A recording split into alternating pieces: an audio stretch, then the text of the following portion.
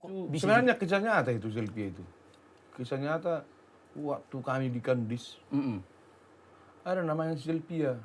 Wah, ini kita bongkar lagi nih kayaknya nih ya kan. Memang. Oke. Memang nyata tanya dia. Bongkar aja. Nyata ya. Kalau nggak dibongkar polisi.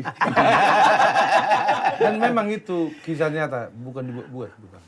Memang asli ya. Asli itu. Tapi jangan pikiran jadi negatif, Ya. ambil positifnya. Iya, iya. Sebenarnya dia itu tukang cuci bajunya sebenarnya itu. Alias laundry. Laundry. Wah.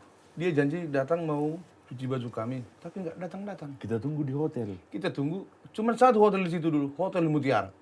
Oh, Iya. Kita tunggu sampai 2 hari, 3 hari, nggak datang-datang. Makanya lagu itu, Martolu hari tolu borni nawi to Sylvia. mengharap memang. Menunggu dia supaya baju kami dicuci. Iya, Dulu iya. kan belum ada lah laundry. Sekarang ini banyak laundry. Masih manual Iya, dulu. manual. Iya, masih manual. Dan memang namanya dia si Sylvia. Itu inspirasi Iya, inspirasi. sebenarnya.